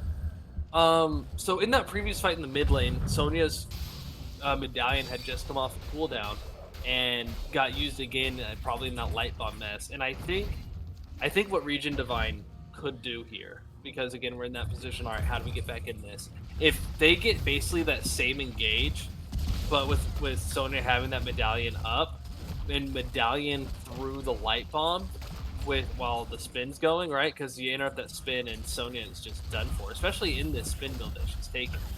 Then I think Sonya can turn that fight. Maybe. I think there's an easier path to victory for that. And that path is having your team with you. Because several times Sonya's gone in and she's done the initiation, but she hasn't been able to follow up on it. Big VP there, saving Tassadar for a moment, but it's not long enough. Yeah. But they get the kill onto Raynor, so it's 1 for 1. That's about the best you could hope from that. Yeah, I think, yeah. Tassadar falling during the Entomb, during the VP. Not really anything he can do to get out. I guess he could have walked into the VP. That was kind of covering part of the Entomb, maybe? Maybe. Yeah, could have. But that's like hindsight when I can't just go back and look real quick. It's probably coming up on the stream right now. Yeah, I'm getting ready to look for it. And good discipline on the teams. Like, hey, we had the fight. Both teams saying it didn't really go the way we wanted. Let's just back up. Let's go get our camp. Let's have stuff happening during the objective. Map is heavily in favor of Knights of Stay Bronze right now. So getting this Bruiser camp going to do good work for them, especially because this altar, this Frozen Shrine, is down in the bottom lane. Yeah, and this is absolutely imperative for Divine not to let it go. They're down a third of a level from 16 here, so they do need to pick that up. But they can't just afford to really give this either. I mean, this Frozen Punisher shuts down the structures, and I mean, they may not have a choice. They're already down 20 to 0 on the points here. I think the goal for ReGen Divine for this Punisher at this point is to make it where Knights of State Bronze can't follow it up. Because it disables stuff, but if you can't push with it, then it doesn't really get nearly as much done. And you lose that disabling. Although the Bruiser camp for ReGen Divine is the one that's actually going, although the Shaman is taking the tower damage, so that's not going to be able to keep pushing. ReGen Divine is setting up just to defend at the keep, and Knights of St. Bronze looking for that pick. Realizing that that's not going to happen, go ahead, start getting that pressure. And probably looks like they're trying to force ReGen to come out a little bit too far. Yeah, and that was the too far. Right into the Entomb, the Root Silence, and Eternal Feast coming in, but the big Apocalypse, can they get this kill onto the Leoric? Not quite. There's the leap coming in onto the Johanna, but she had her unstoppable, so she's fine. Zeratul going down as well, so 2 for nothing, make it 3 for nothing. Diablo still doesn't have souls. Crushing Sonya. And now this is a 5-man push into the keep. The Punisher at half, and they're going to get core damage here. I mean, this could very well be the game. I mean, you've got Tassadar, you've got Stukov, so if they can make use of the core mechanics, maybe they can make something work, but this is a tall order. Pulling the Punisher over to that keep is absolutely clutch. It means that the Punisher takes extra damage, doesn't do too much to the core, but this core is falling very quickly. Yeah, that's a lot of push. GG out in chat already. Jason taking the Punisher damage. Knights of St. Bronze going to eliminate ReGen Divine and move on into the playoffs to play against Clouded Minds. Really well played game 3 coming out of Knights of St. Bronze. Just a little bit too much for ReGen Divine to handle. That was an absolutely fantastic set. Knights of Stay Bronze did amazingly tonight. They lost game 2, but they really had a strong hold on game 2 throughout that. Game number 3 went again strongly in their favor. Looked really clean, really polished. They were patient. Really identified the picks that they wanted. They kind of said, you know what, we go ahead and engage into us, and then we'll go from there. Right? They wanted them to come in with that Eternal Feast to just go ahead and chomp away. Yeah, and I think part of it, and some of it might kind of maybe get into the mind a little bit, but they were able to get ReGen Divine got rid of the variant. That pick threat wasn't there. They had the Diablo, they had the pick threat, and I think they thought that they could just go in and get who they wanted, and it just got shut down every single time. But it felt safe, and it kept feeling safe. You look at the comp, it feels safe. We got this. Here's the opportunity. Gonna stun the whole team. Gonna go to work, and just shut down every single time. I don't think they really had an opportunity to be moving forward and press with the plan. Sure. All right. Well, we're gonna get our interview, and they're ready for us. So let's go ahead and hop over into the NGS lobby there, and get on it. Yep. All right, we are joined by Smoke and Matlock from Knights of Stay Bronze. Welcome and congratulations on your victory. How are you guys feeling after that? Pretty hyped, actually. And why is that?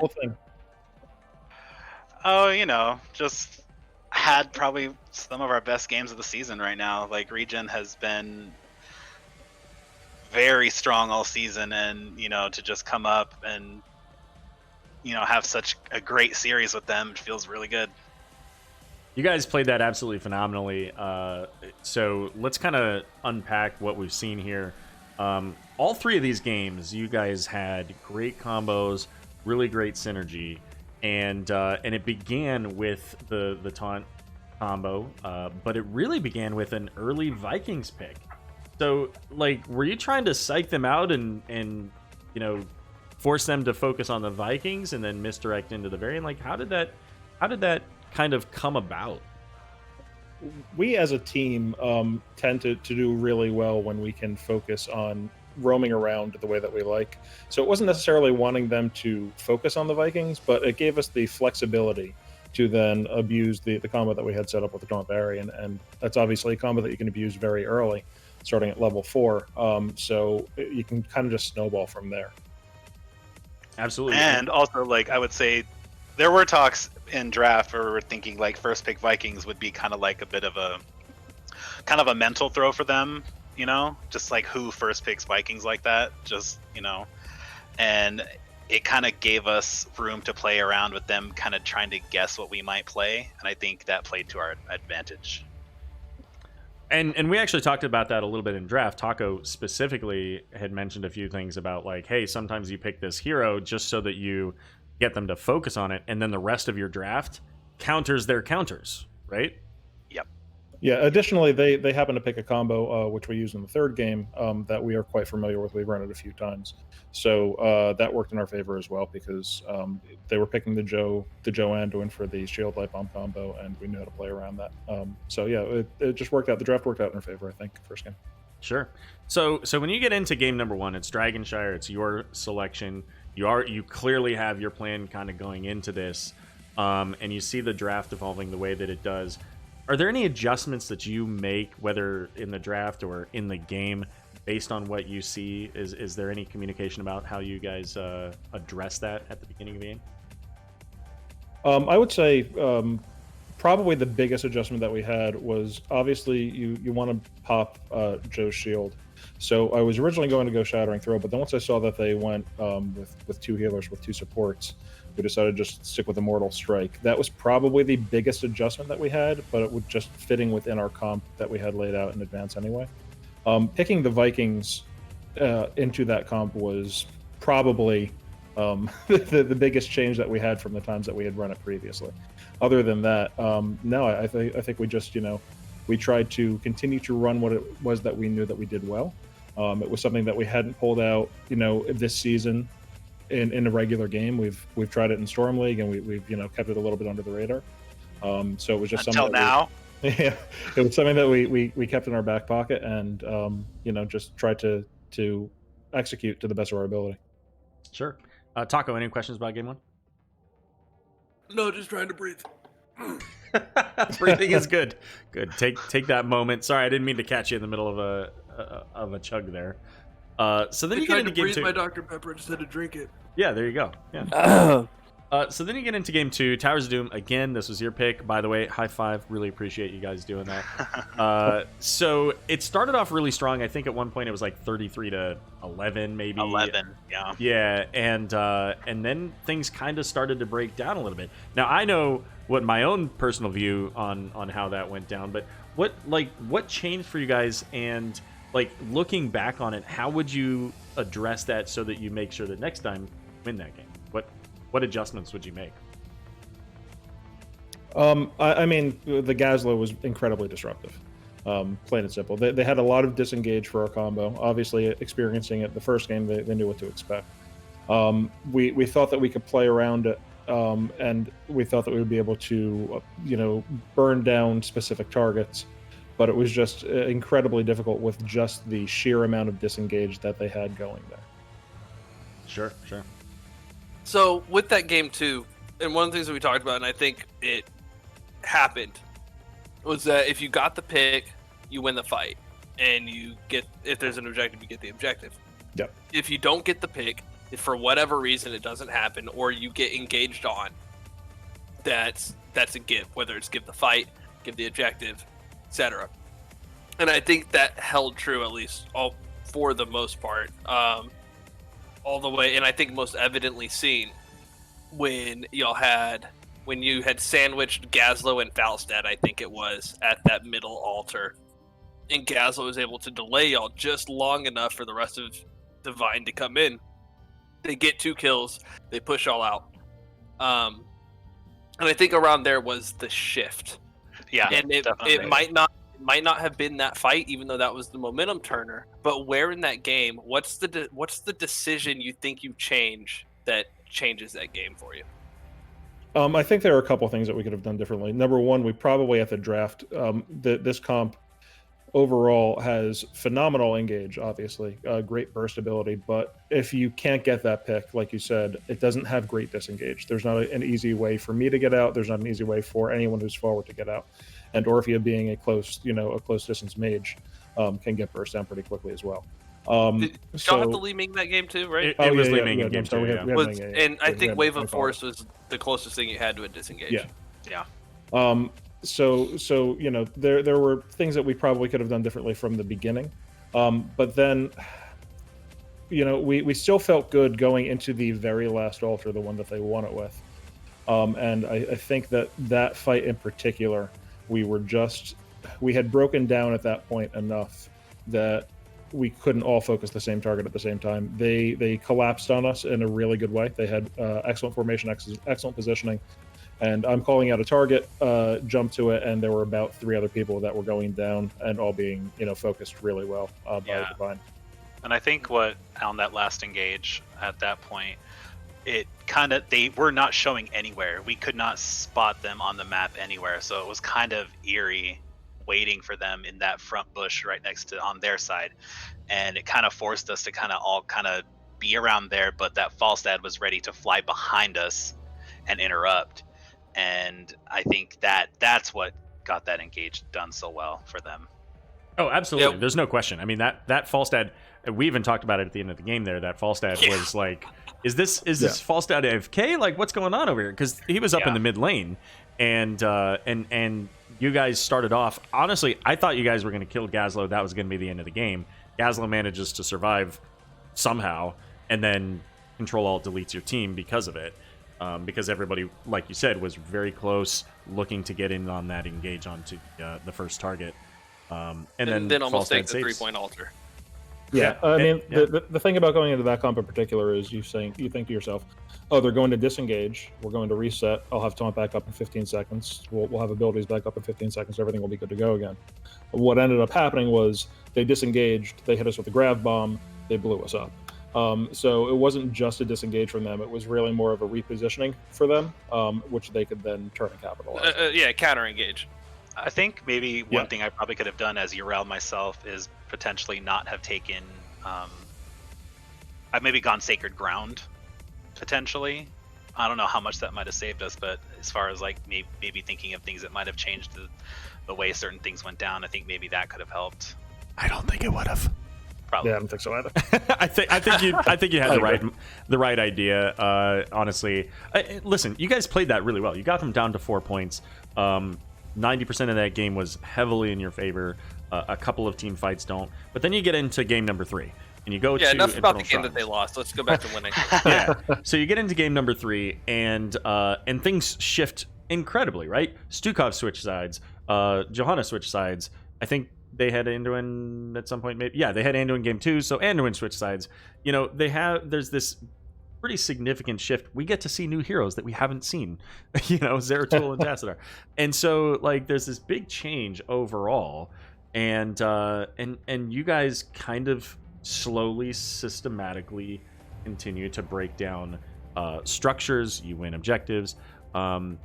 It seemed clear that you were kind of inviting them in, right? You wanted the Sonya to stop by. Was that always your plan, or did they just kind of play into what you felt was your strengths there? We knew from scouting them out that, and playing them previously, obviously, that they could tend to get a little aggressive. And our Joe Anduin combo is probably one of our best combos and our most comfortable comp as a whole. So anytime that they're going to jump in, we're willing to counter engage on that and just try to blow up whomever we can. We also knew that if we could control the objective, we could engage off of John Cena jumping on somebody. So anything like that, we were prepared for it. There was a lot of talk in the draft about how we would deal with how they would engage on us, how we would play it, if we would play a little slower, and it just ended up working out really well for us.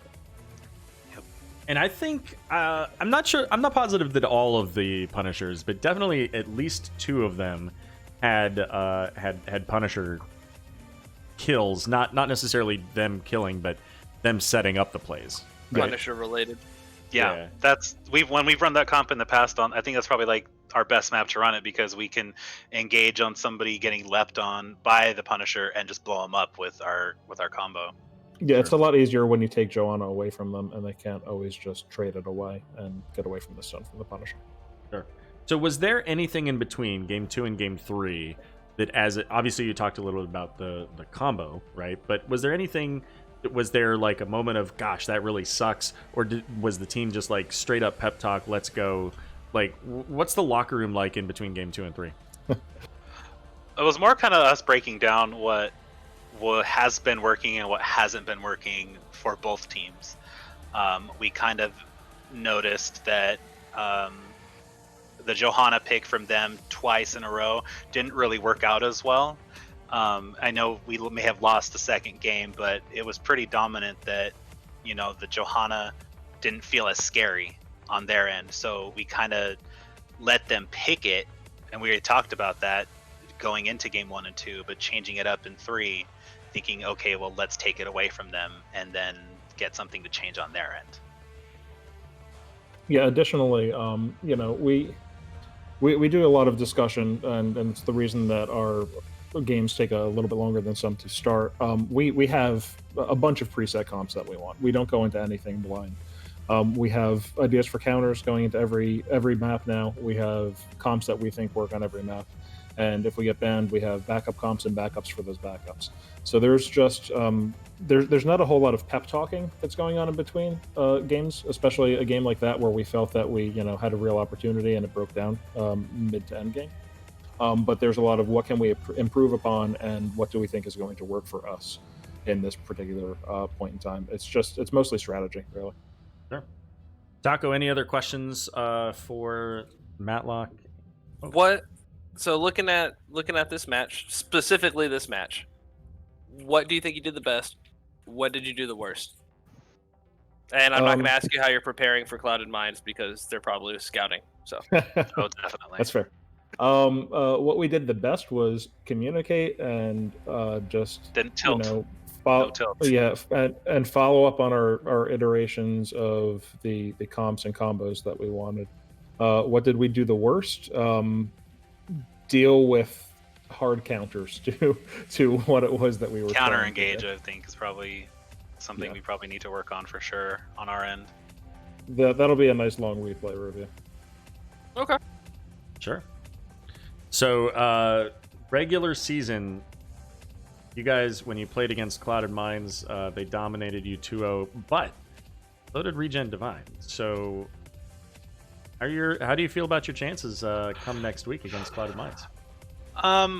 Honestly, when we played Clouded Minds earlier this season, we were not the team that we are now. We had a different player. We were missing another one of our DPS that night. It was kind of just, it was a mess. Our team, we had to play the game, and we kind of had a rough start this season.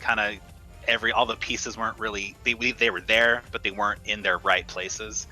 And we did some swaps and everything, but Clouded, we had actually scrimmed them before the season started. And if I remember correctly, we kind of went 4-1 on them.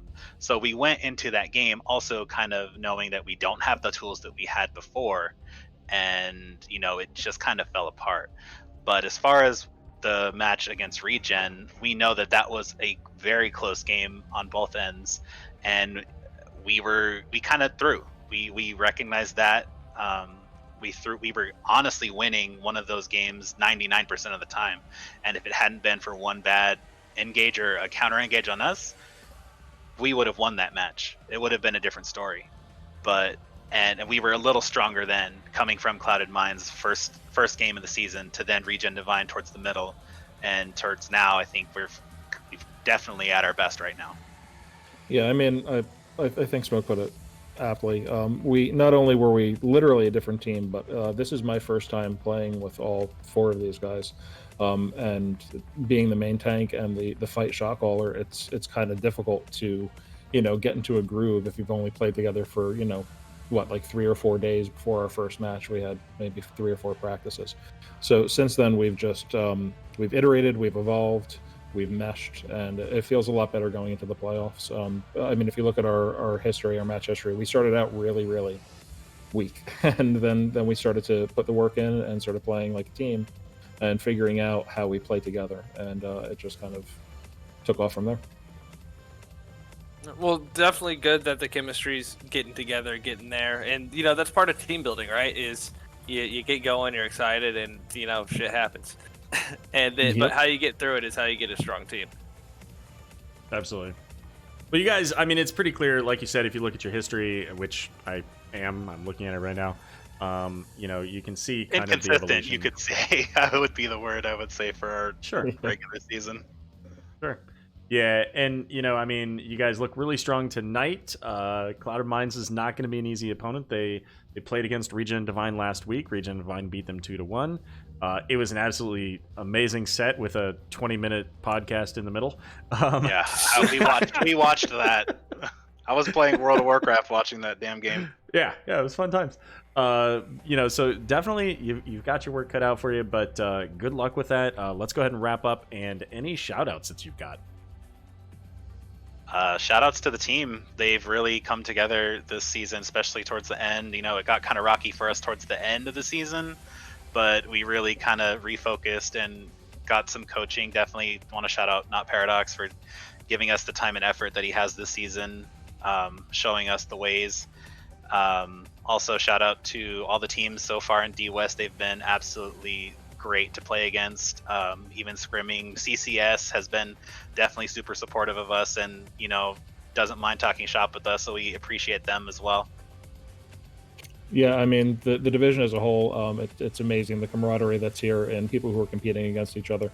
So I'm going to just piggyback on that and say you guys have all been great. It's been a lot of fun. This is my first tournament for HOTS. I've done a lot of work on the back end of them. I've never played in one, and everybody has been phenomenal. Thank you all so much. Awesome. Yeah, thanks for the cast, boys. That was great. Happy to do it. Glad to do it. Love doing this stuff. It's almost as much, if not more fun than actually playing the game. Absolutely. Thanks again for joining us, Smoke and Matlock. Don't forget to report your match, and good luck in the rest of the playoffs. Yeah, thank you very much. Have a good night. All right, Taco, I'm going to give you a quick call back.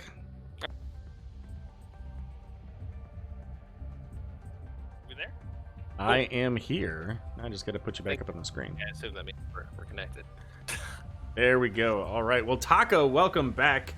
We're all done. It's been a long night for me, a little bit less long for you, but still, I mean, this is a fantastic set to close out the evening on. Any final thoughts or comments or anything you want to talk to Twitch chat about? Well, thank you so much for having me here on your stream, and it's kind of like your internet home, and so thanks for letting me in. Definitely appreciate it. And I'm trying to get back into the casting. I can't do it on my own until the internet improves. But kind of as I mentioned, I also have to do this plug, as you see below the name, at the Lil Taco on Twitter. I'm trying to increase my Twitter activity to warrant having more Twitter interactions. But I am bringing some interesting news tomorrow. It does include fur. So those of you that like to see that kind of stuff should have lots of pictures up tomorrow. I hinted at it today, so really excited to share that. So go there for all the insight. It's where I do my gaming and like my personal stuff. So excellent. And what's your Twitch address? My Twitch is twitch.tv/eltaquito, and I'll put it here in the chat, but it's spelled just like the food. But it's more directly translated. Oh, did I high five at the screen or something? I'm now like trying to respond to you as I see it on delay, so I'm dumb. So in the chat, yeah, twitch.tv/eltaquito directly translates to the beloved taco. also is spelled like the little taco, which is where the Twitter comes from. There you go. All right. You can obviously find me here. I have a Twitter. You don't need to go there because I don't ever use it. But there'll be some more playoff action coming here from NGS this weekend. Next week, I may pick up some casts. I may not. I don't know. But I do appreciate everybody stopping by and enjoying really, 4.5 hours of HOTS tonight, basically. It's been a couple of really fun and exciting sets. And, I mean, again, thanks for stopping by. Dooku Fruit, thanks for the follow. Really appreciate it. And I'm going to go ahead and send you guys over to a good friend of mine, a good streamer. I really enjoy watching her play a variety of different games. I'm going to send you guys over to Alicia Wins. And have a good night. Night, everybody.